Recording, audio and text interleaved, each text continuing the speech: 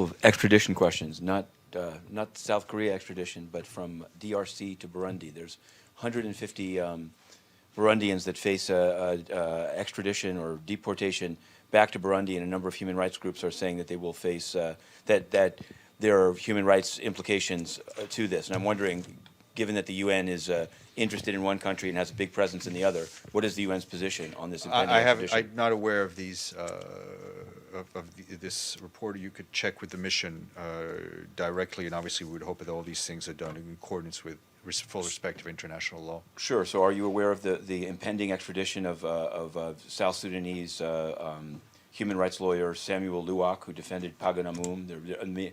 Basically, a number of highly respected groups are saying that if he's deported, he will face unjust treatment. So I'm wondering, has the UN... I don't have an update here, but again, you can check locally with the mission. So that would be the resident coordinator? I'm talking about in Kenya. In Kenya, you can check with the UN Information Center in Nairobi. Sure. I just wanted to know, you'd said that the Secretary General will be meeting with heads of state in Addis. Mm-hmm.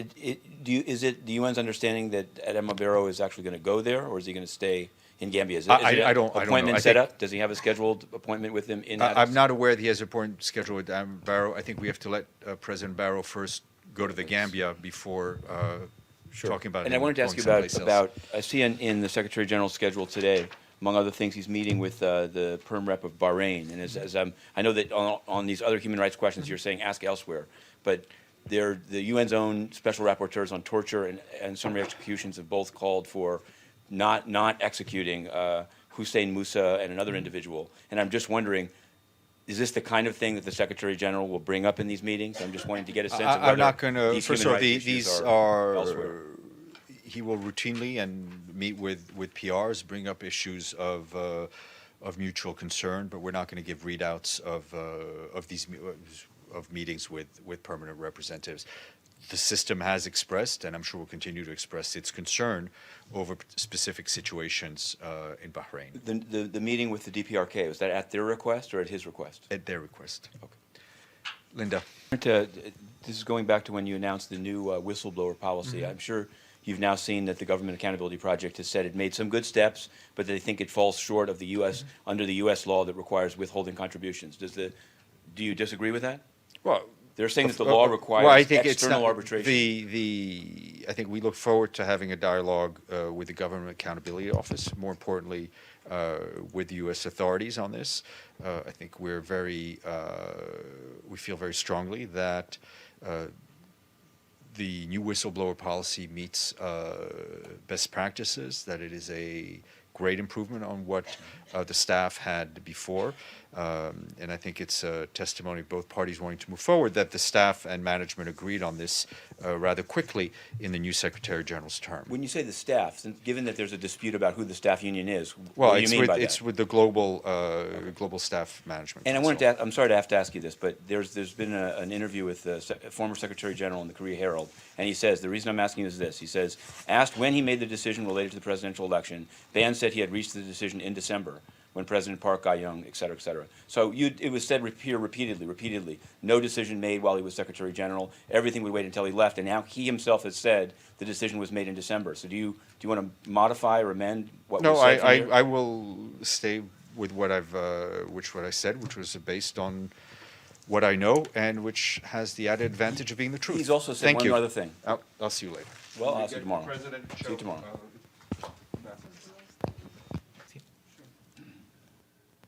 Matthew Lee, Intercity Press. I wanted to ask you about a country that's on the Peace Building Commission's agenda, which is Burundi. There's been, I've attended the meetings down in the basement, but as you may know, the government there has been blocking the visas of the Special Advisor's Office that's supposed to deploy there. There's supposed to be a deployment of 226 police, none of which have gone. What are your ideas as the head of the Peace Building Commission to either break this logjam or to try to have the Security Council resolution implemented?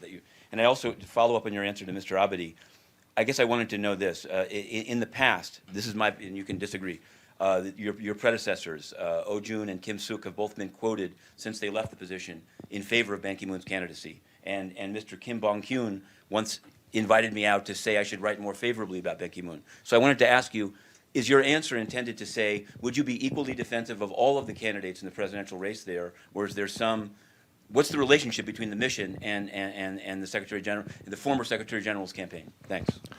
On your first question, I must say that the main responsibility lies in the hands of the chair of the country-specific configuration on Burundi. So I will first ask him to do what he can to deal with the issues in that country. And then as the chair of the kind of umbrella organization that is a PBC, I will from time to time consult on these issues with my colleagues who are in charge of the country-specific configuration, including Burundi. And on your second question, there is also a question that should be directly referred to my colleagues, former colleagues back home. And I have nothing to do with the campaign of a campaign or a semi-campaign or the intention of Secretary General Ban in doing what he is doing now back home. So I don't think it would be inappropriate for me to answer that questions. I wanted to ask you, I've heard there's a proposal under the new Secretary General to possibly merge the rule of law unit, elections, and the peace-building support. And I wonder, as the head of the committee, I mean, do you think that's a good idea? Do you think there's synergy between those three? What's your position on such a merger?